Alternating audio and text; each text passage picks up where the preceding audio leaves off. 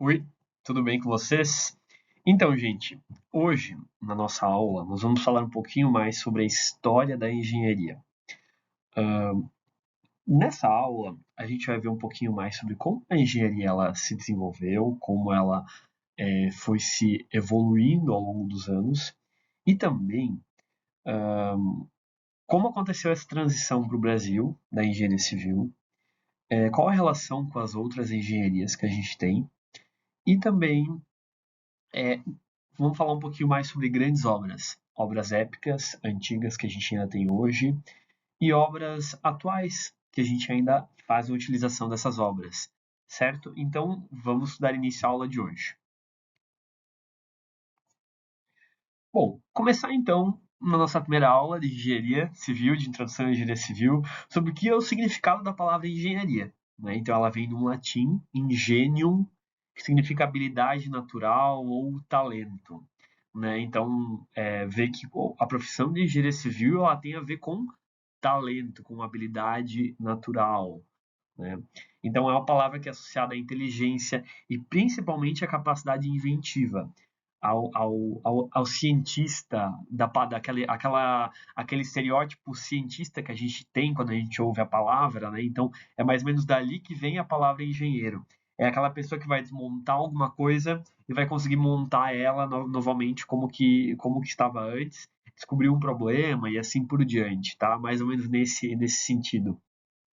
Então, a gente está associado à nossa profissão à inteligência, à capacidade inventiva, que são qualidades fundamentais para o trabalho dos engenheiros civis.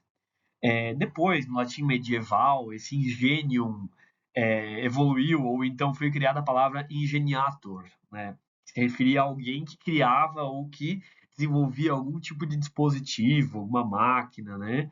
E essa tradução de ingeniator é a mesma coisa que a gente tem hoje como engenheiro, né? Então, ingeniator seria a profissão, a pessoa, né? A profissão que ela segue, e ingenium seria então a ciência, né? De engenharia, algo assim, né? Assim como a gente tem hoje também, né? A gente tem a ciência e a engenharia e a gente tem os engenheiros que então atuam dentro dessa engenharia, que é uma profissão, mais ou menos nesse sentido. Tá? Então, engenhator em português, né? Engenheiro. Engineer em inglês, né? A mesma coisa. Então, esse termo engenheiro ele surgiu ali no século XIV, né? E significava ainda construtor de engenhos. É, é uma definição também que foi utilizada muito, porque a engenharia civil, no seu primórdio, ela sempre estava ligada com a defesa daquele povo, né? Pensem que antigamente, pensem nas aulas de história que a gente tem no ensino médio, né? E a gente fala mais sobre os povos antigos e como eram as conquistas de outros povos, as conquistas de mais terras e como esses povos, como esses países, né, eles se guerreavam, né, um com o outro. Então se gastava muito com defesa dessas sociedades antigas. E a gente está falando do trabalho de engenheiro, então inserido aí nesse contexto, né? Construtor de máquinas militares, construtor de defesas, né? De muralhas, né, de equipamentos que vão defender, de edificações que vão defender a população, né? A gente tem exemplo de várias cidades que foram totalmente muradas, né, para evitar invasões estrangeiras ou de outros povos aí para aumentar a defesa dessas cidades. Tá? Então, mais ou menos assim que surgiu a definição do que a gente tem de engenharia, engenheiro hoje. Falar um pouquinho sobre o histórico de engenharia é um pouco difícil, né? Um pouco complicado.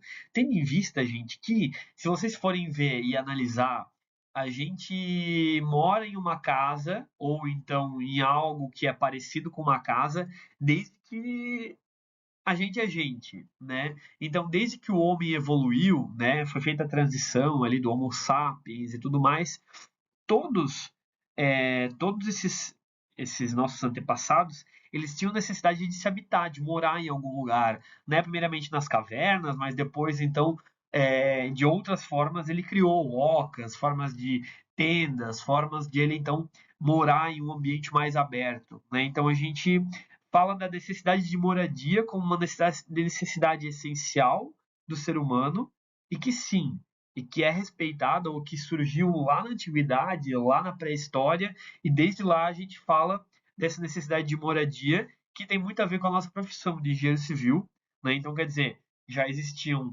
pessoas que desenvolviam a profissão de engenharia civil já naquela época, né? Apesar de não serem chamadas de engenheiros, de geniators, né? Ou algo do tipo, né? Então, a gente tem várias edificações já das civilizações antigas, e a gente já vai ver isso nos próximos slides, mas que ainda hoje estão de pé. Então, quem que desenvolveu aquilo lá? Foram engenheiros, né? Então, quer dizer, engenheiros que não se denominavam engenheiros, mas que são nossos antepassados de profissão, mais ou menos como a gente pode se referir a eles. Quando a gente fala assim de obras antigas, né, imponentes, grandiosas, e que a gente ainda tem hoje, a gente fala muito, a gente lembra muito das pirâmides do Egito, né? Pirâmides Gizé, Kelps, Khafre e Miquelinos, né? As três maiores aí pirâmides do Egito. Mas a gente tem muitas outras pirâmides no Egito, né? Tem 140 pirâmides catalogadas aí, datadas de 2600 a 2100 anos antes de Cristo, ou seja, realizadas há cerca de 4.000 anos atrás, ou seja, muito antigas, né? E a gente entende e a gente aprende que esse Imhotep, né? Imhotep, um nome um pouquinho complicado. Ele criou, então, foi a primeira pessoa egípcia, Imhotep, que criou a noção de uma pirâmide, né, em formato de escadas, né, em degraus, né, que diminuiu aí o tamanho, né, que facilitavam a chegada ao ápice aí da pirâmide, né. Então, foi considerado esse Imhotep, né, como o primeiro arquiteto do mundo, devido a dessas obras de grande importância que ele realizou lá no Egito, né. Naquela época, o trabalho do engenheiro ainda ele não era utilizado o termo engenharia naquela época, né? Então por isso eles colocaram ele como o primeiro arquiteto, né? Que era que eles o termo que eles utilizavam no passado no Egito era arquiteto e não engenheiro. Então por isso ele foi o primeiro arquiteto, então a ser concebido ter esse título. Mais tarde, então, a gente passou a se chamar a engenharia civil e assim por diante. Então, a gente tem outro possível primeiro engenheiro, né? Denominado primeiro engenheiro, mas que a gente sabe que na prática ele não foi o primeiro engenheiro, mas ele se autodenominou engenheiro pelos feitos que ele fez, pelo que ele estudou, né? E assim por diante. Aqui a gente tem uma imagem de pirâmides no Egito, só para exemplificar o que a gente tem do conteúdo aqui em sala de aula, né? Então a gente tem as pirâmides aqui do Egito nesse slide. Além disso, a gente tem a Muralha da China, né? Uma grandiosa obra. Aqui a gente fala de 2.300 quilômetros de extensão dessa obra, que também servia de proteção, né? Ao contrário das pirâmides aí que eram dedicadas aos faraós, quando eles morressem, né? Eles eram embalsamados, levados para as pirâmides, né? E aí eles ficavam, né? Como se fosse um templo. Eles endeusavam os faraós, né? O faraó então era um degrau abaixo de um deus, né? Mais ou menos dessa forma. E na Muralha da China, então, foi uma obra grandiosa que foi executada durante muitos anos de trabalho. Aqui no slide consta aqui, segundo a informação que eu tive, de 2.000 anos de trabalho, né? Então, com 2,3 quilômetros de extensão, 1.000 quilômetros de extensão, desculpem, o que é muito grande, né?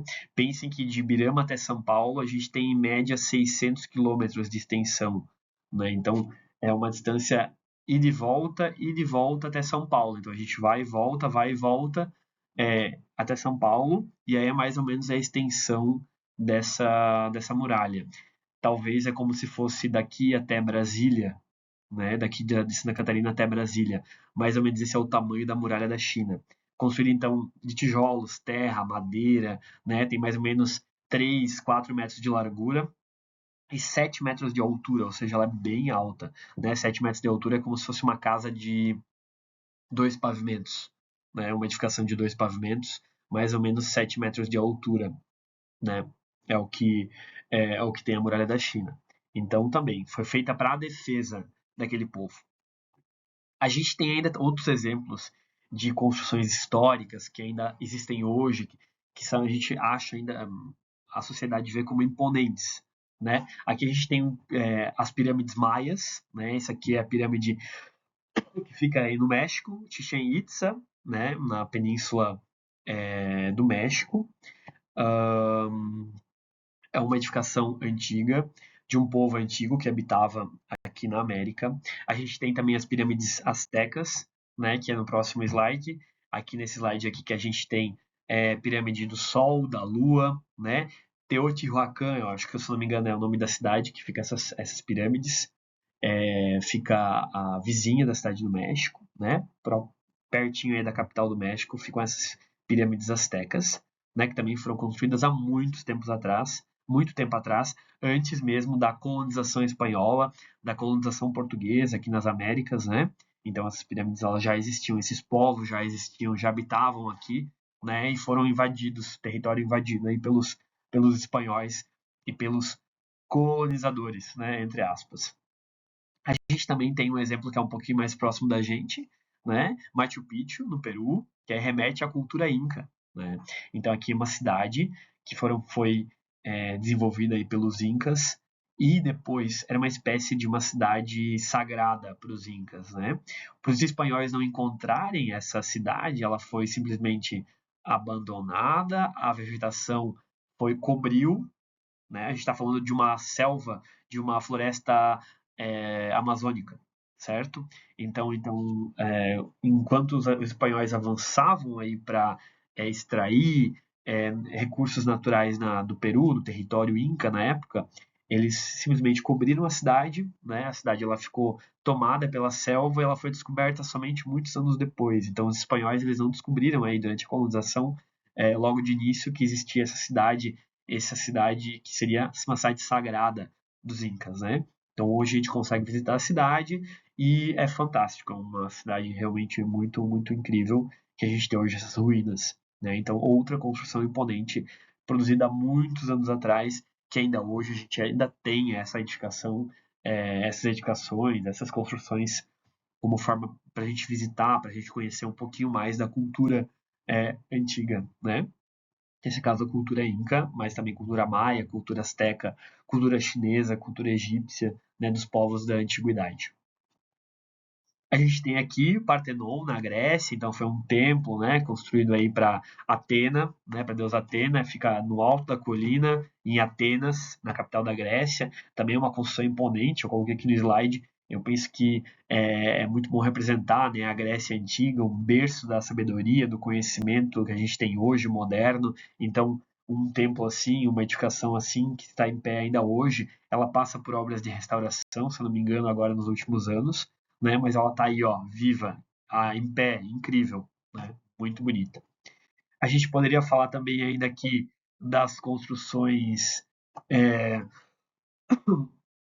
na Itália, do Coliseu, por exemplo, né? De outras povos da antiguidade, mas eu tentei trazer assim, um mínimo para a gente não poder se alongar, para a gente não precisar se alongar tanto aqui nessa aula, certo? Falando agora um pouquinho sobre o primeiro engenheiro do mundo moderno, né, que ele auto se denominou, ou seja, a autoestima dele estava muito elevada naquela época, né, em 1724, onde ele auto se denominou engenheiro. Foi o inglês John Smeaton, né, inglês Inglaterra, obviamente, né? Ele foi considerado, então ele é considerado até hoje como o pai da engenharia, né? Mas ele desenvolveu muitas obras hidráulicas, projetos de portos, de drenagem, mas a principal contribuição dele foi do cimento que a gente tem hoje. Ele desenvolveu um cimento. A gente aprimorou esse cimento mais tarde, né? Então tem-se o cimento desenvolvido, o cimento moderno desenvolvido pelo John Smeaton, e depois, mais tarde, o cimento Portland, que a gente tem hoje vendido no mercado, ele foi desenvolvido na cidade de Portland por um outro cara chamado Joseph, que é um pouco diferente, é outro cara. Então ele aprimorou algumas técnicas desse cimento que a gente tem aqui. O cimento, basicamente, é o feijão com arroz da engenharia civil, né? Tudo tem cimento, né? Todo tipo de obra a gente vai utilizar cimento. Por mais que seja construção seca, em algum momento a gente vai utilizar cimento, né?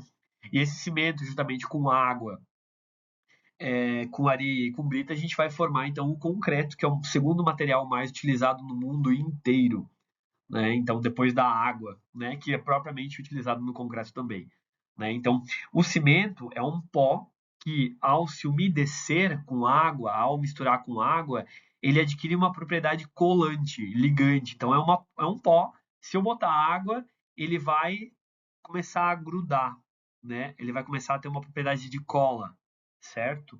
E essa propriedade de cola, ela ao ser misturado com areia, vai dar volume, né? Então ele vai unir as partículas de areia e ao colocar brita, ainda depois da areia, a gente vai ter uma resistência maior, porque a pedra, a brita, ela dá uma resistência muito grande ao concreto, né? É um elemento natural de alta dureza, alta resistência. Então, quando você bota areia, a brita, né, a areia dá volume, preenche todos os poros a areia, né? A areia vai preenchendo ali os vazios também entre os grãos de brita. E a gente também tem a água e o cimento. Então, o cimento vai grudar com a presença da água, vai grudar as partículas de areia e de brita e formar uma pedra teoricamente artificial, né? Que é o que a gente tem o concreto hoje. Então, essa é mais ou menos a função do concreto. A gente tem outros materiais que podem ser misturados no concreto, que vão aumentar essa, essa capacidade de colante do concreto, né? Por exemplo, silicativa, metacaolin, cinza volante, escória, são aditivos, ou melhor, adições minerais que a gente consegue colocar junto com o cimento, que vai melhorar essa propriedade colante aí do cimento Portland, né? Então ele vai melhorar o cimento Portland em algumas propriedades, tá? Basicamente isso. E aí a gente pode estudar depois o concreto de diversas formas, né? A gente sempre fala de resistência do concreto, né? Eu vou estudar a resistência de um concreto X, de um concreto Y, mas o concreto ele também está ligado à durabilidade. Um concreto ele precisa ser durável, né? Imagina um concreto feito na antiguidade que até hoje está aí, né? Então, imagina uma edificação de concreto feita lá em 1700 e está em pé até hoje, ou seja, uma durabilidade elevada, né? A gente fala de resistência, mas a gente também fala de trabalhabilidade, pensando que quando o concreto é muito seco e tem pouca água, ele é muito difícil de ser trabalhado, de ser assentado num lugar, colocado no outro lugar, preencher uma forma de um pilar, de uma viga, né? Então ele precisa também ser um concreto trabalhável, ter uma consistência adequada desse material. Mas a gente pode falar de outras propriedades também do concreto, e essas outras propriedades a gente vai falar aí durante o curso de engenharia civil, e vocês vão ter mais conhecimento a fundo, principalmente em materiais de construção civil, né? Mas também em outras disciplinas a gente acaba trabalhando isso, né? Então a gente pode utilizar adições minerais, que são esses minerais de forma sólida, e a gente também tem alguns aditivos químicos, né? Que aí é outro papo, né? Ele vai melhorar ainda mais as propriedades do concreto, né? As adições minerais melhoram as propriedades do concreto, não só as colantes, né? Mas todas as propriedades do concreto em si, do cimento, mas a gente também tem aditivos químicos que a gente coloca ali dentro, produtos desenvolvidos pela indústria química, né, que também vão melhorar, tá? Então, tudo isso tem aí pela frente para vocês estudarem durante o curso de engenharia civil, que é uma área, tecnologia do concreto é uma área muito, muito, muito bacana.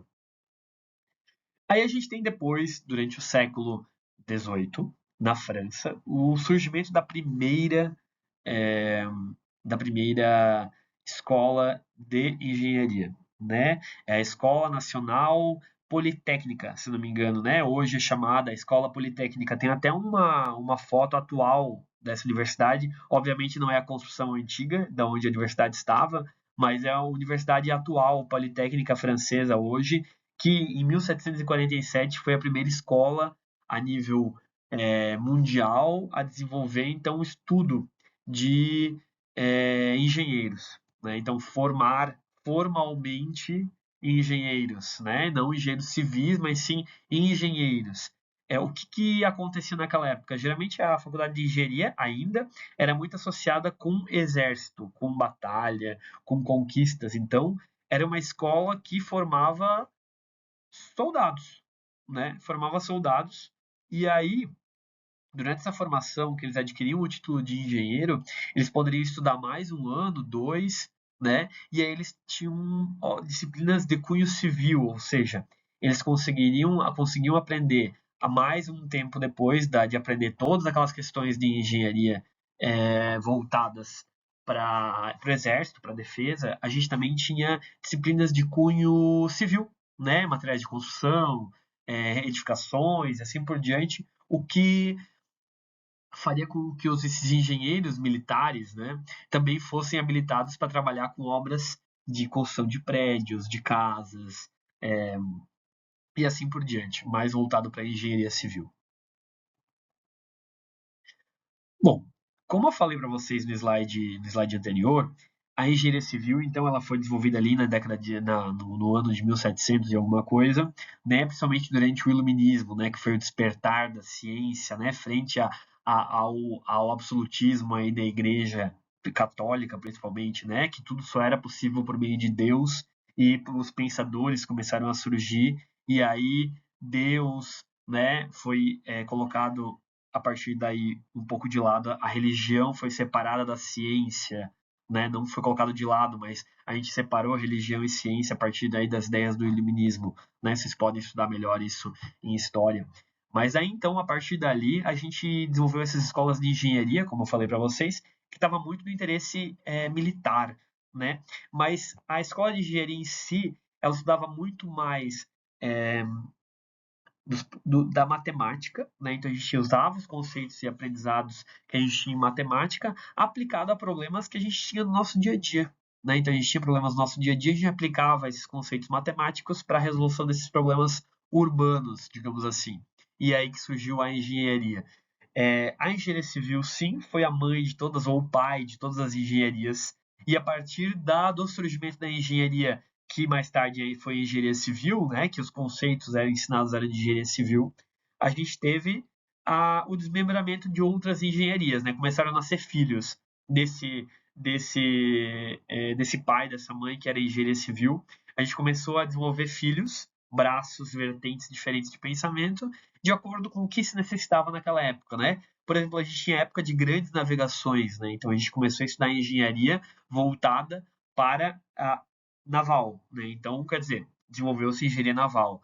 Aí depois, durante a Revolução Industrial, né? Então a gente começou a estudar engenharia elétrica, engenharia mecânica, né? Então desenvolveu outras engenharias naquela época. Depois, ali mais depois, né? Como a gente tem num período mais atual, né, que a gente consegue ver uma era digital, uma era de globalização, né, lá da década de 60, 70, 80, a gente começou a desenvolver, então, uma era mais tecnológica. Então, a engenharia também se desenvolveu para um outro braço, né? Engenharia tecnológica, de computação, engenharia eletrônica e assim por diante. Então, assim, elas foram se desenvolvendo e se separando da engenharia civil em si.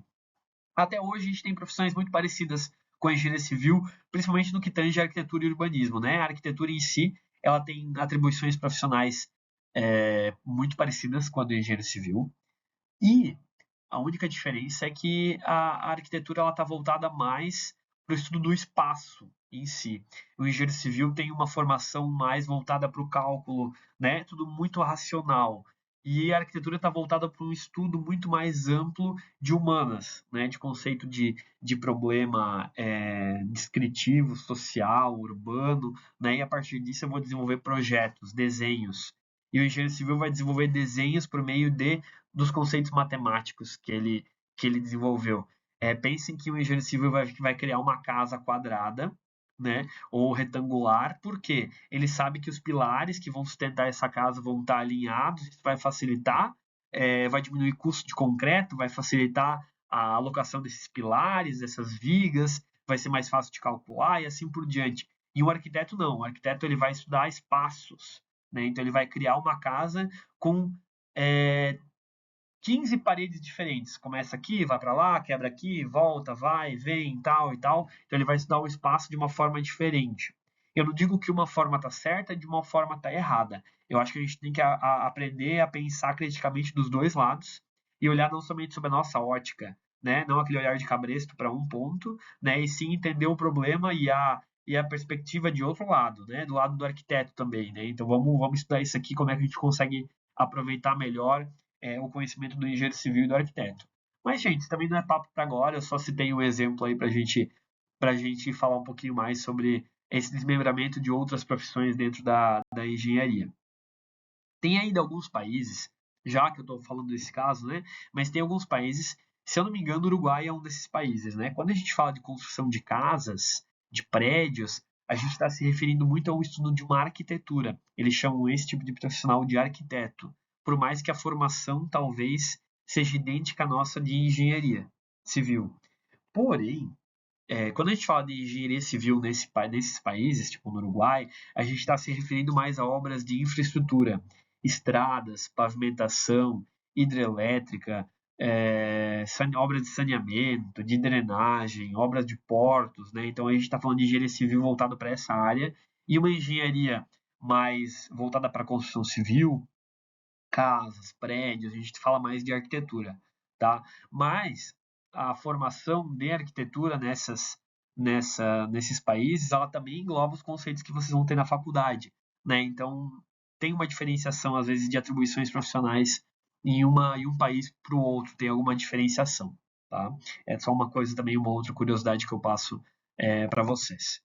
No Brasil, então, a gente fala da criação de uma escola, que seria a Real Academia de Artilharia, de Fortificação e Desenho, mais uma vez voltada para o Exército, né? Então você pode ver que a gente tem tudo cunho do Exército, de luta, de batalha, né? Mas então foi criada nessa Real Academia, atual então Escola Politécnica do Rio, e a gente tem aqui uma foto da Escola Politécnica. A minha imagem está na frente, mas depois eu forneço esse slide para vocês, vocês podem ver melhor, né, o que seria essa UFRJ hoje, o prédio histórico da UFRJ. Se eu não me engano, hoje é reitoria ou escola de direito, alguma coisa nesse sentido, tá? Funciona nesse prédio aí, que antigamente era essa obra, era essa edificação que trazia o estudo aí, ou era o prédio da engenharia, né? Mais ou menos dessa forma, tá? Então ali os oficiais, eles cursavam novamente engenharias como arquitetura, materiais de construção, caminhos e calçadas, que seriam então como estradas, né? Pontes, canais, diques, comportas. E depois eles paravam de estudar, eles podiam continuar estudando mais um tempo, né? Eles eram formados em soldados, técnicos do exército, mas se eles continuassem estudando mais por 1 ou 2 anos, eles acabavam se tornando, então, o que a gente chama hoje de engenheiro civil, de cientista, de engenheiro de construção, né? Alguma coisa, um termo assim diferente que eles utilizavam na época. Então, a gente fala da primeira escola de engenharia lá da França, né, de alguns anos antes. E a gente fala de 1792, a criação da primeira escola de engenharia civil do país, do Brasil. Ele vai essa escola foi criada, então, ao mesmo tempo que a família real veio para o Brasil, fugida de Portugal, né, do Pedro I, enfim, uma série de acontecimentos históricos que fez, então, o país se desenvolver um pouquinho mais, visando, então, uma evolução do país para receber também essa família real que vinha para o país na época, né? Então, esse é um contexto histórico da criação da Faculdade de Engenharia Civil no país. Vocês podem ver que tem muitos aspectos históricos, sociais, que a gente acaba trazendo para comentar, e eu acabo trazendo para comentar o histórico da engenharia civil. A gente tem ainda agora alguns exemplos das maiores obras de engenharia civil do Brasil hoje, né? Todas elas em pé, todas elas funcionando, tá? Que eu estou trazendo aqui para vocês. Primeiro, ponte Rio-Niterói, né? Que foi considerada por tempo a maior ponte do hemisfério sul no mundo, né? Então, aí eu tenho algumas curiosidades. Ela liga a cidade de Rio até a cidade de Rio de Janeiro, da capital, para Niterói. Essa ponte, então, encurtou a distância em muito tempo, né? O que antes demorava às vezes 2 horas, né? Eu acho que até no próximo slide aí vai mostrar, mas às vezes o que demorava 2 horas passa a demorar 15 minutos sem trânsito, né? Então, com a construção dessa ponte.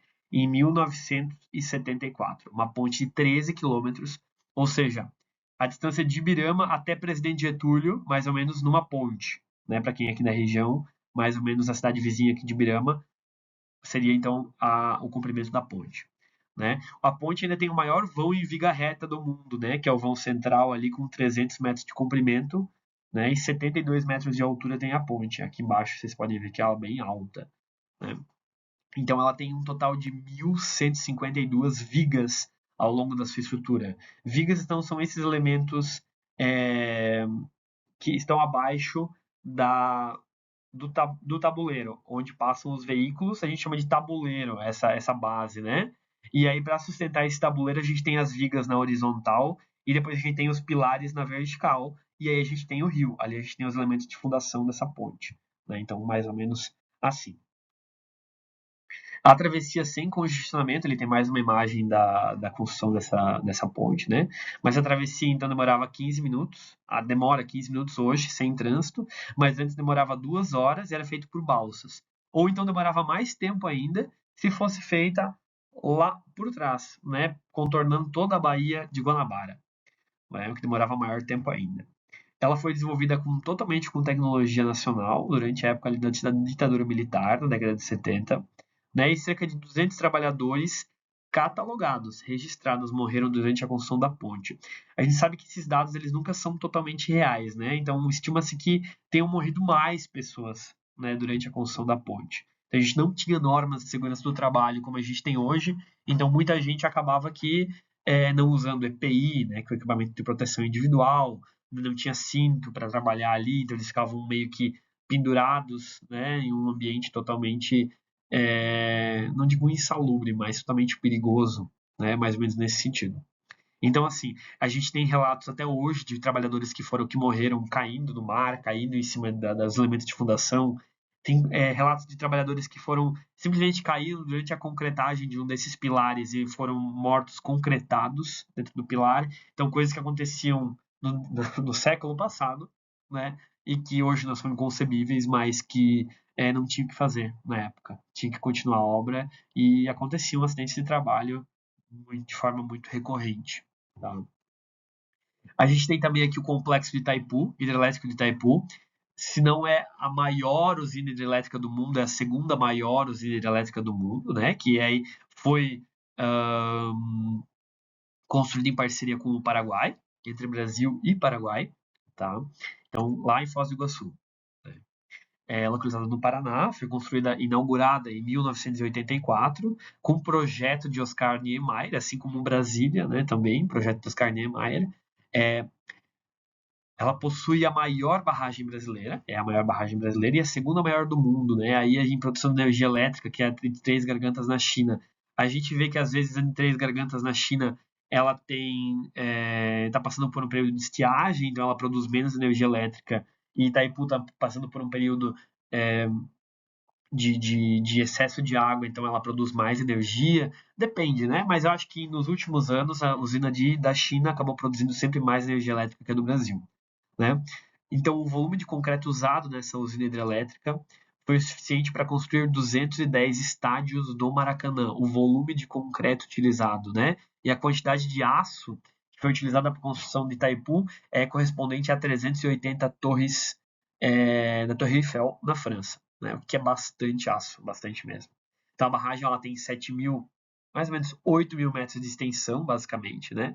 E mais uma altura ali de 65 andares, mais ou menos, né? O que é muito grande, né? A gente falou antes de 3 metros por andar, né? Então 65 andares, em torno de uns 200 metros de altura, talvez isso, mais ou menos, tá?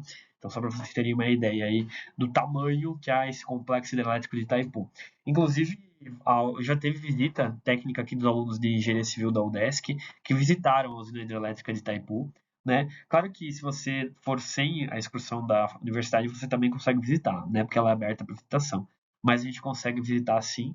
É bem legal mesmo. Eu fui já 2 vezes para lá e eu gostei bastante da visita. É um passeio muito, muito incrível. Tá? Indico para qualquer pessoa que não tenha conhecido ou se já conheceu, ir agora durante a faculdade de engenharia civil, você vai ter outro olhar para aquela edificação.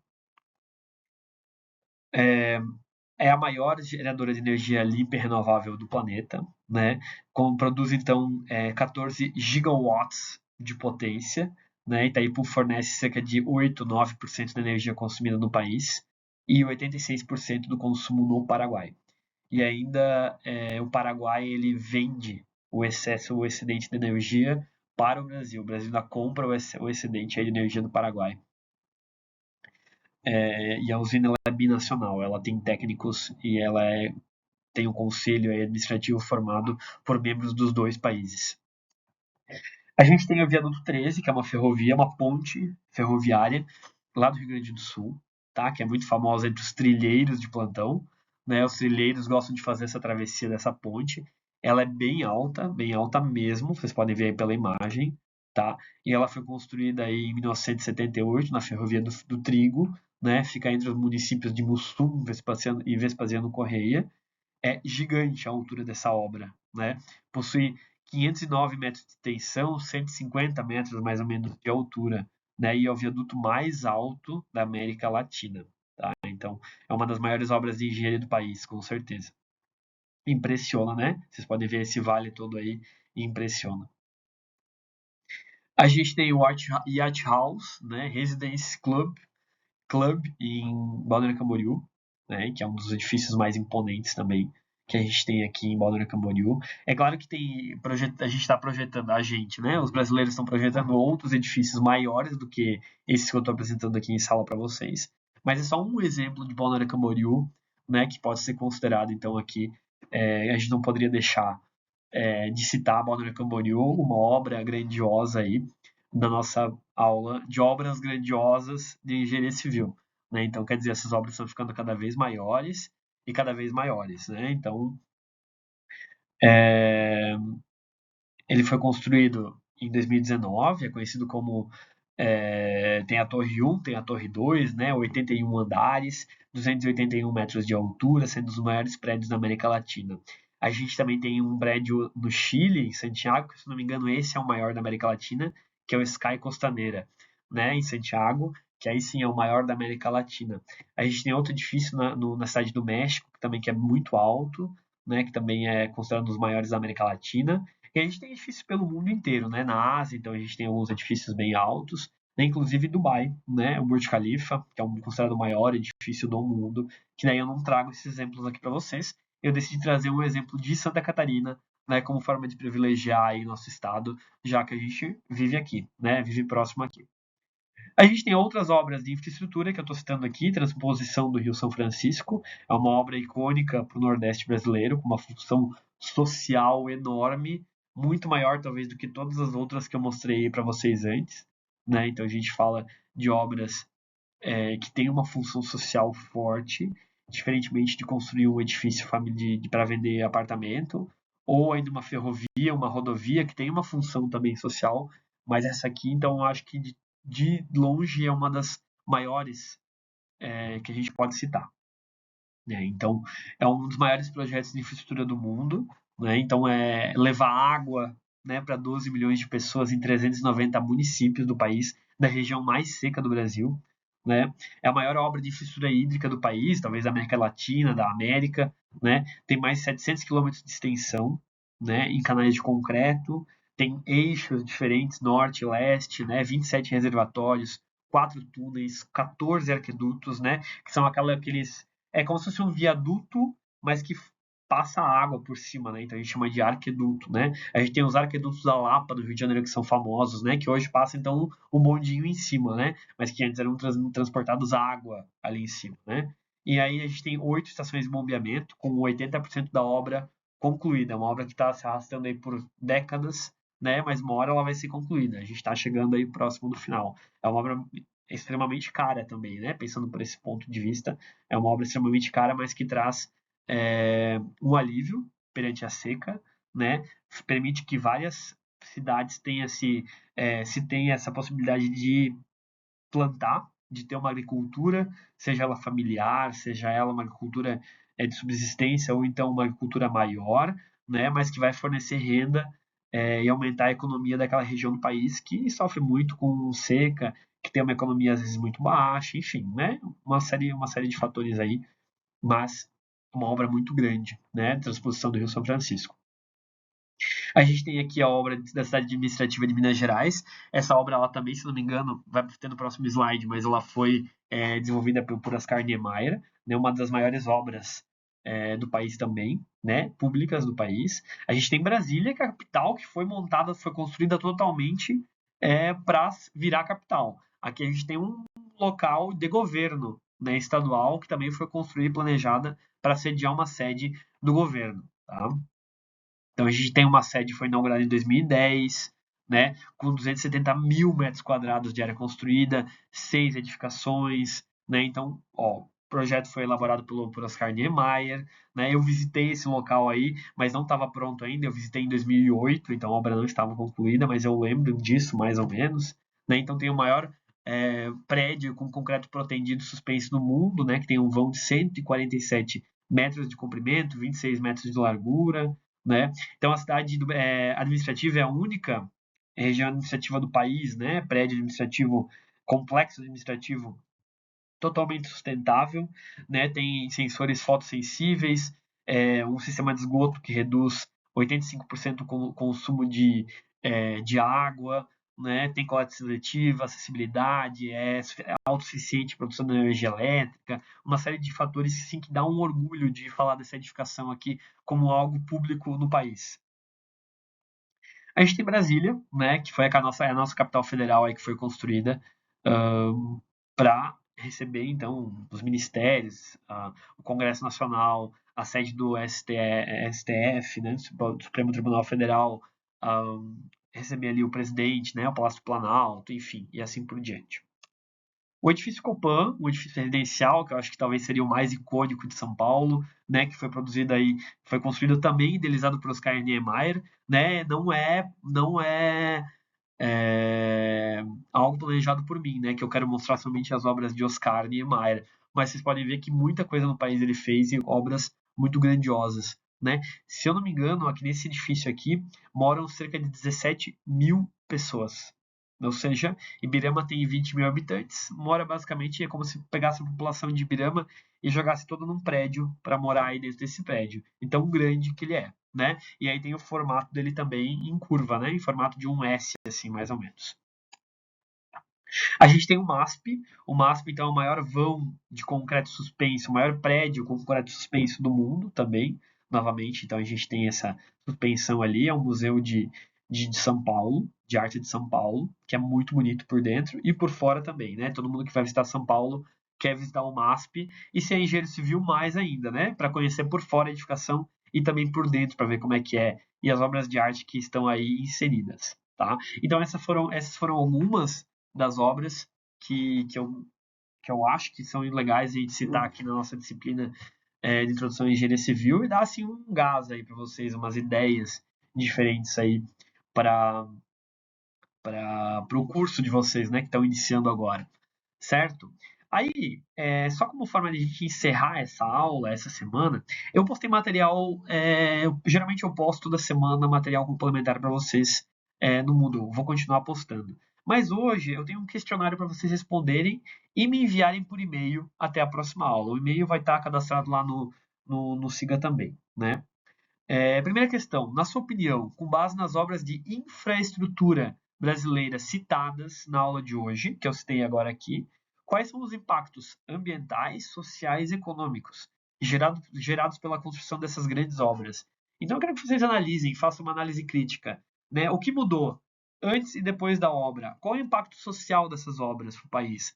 Qual é o impacto econômico dessas obras para o país? O que melhora na economia do país com aquela obra? O que melhora na qualidade social do país por causa daquela obra? Quais são os impactos ambientais que essa obra gerou quando ela foi construída?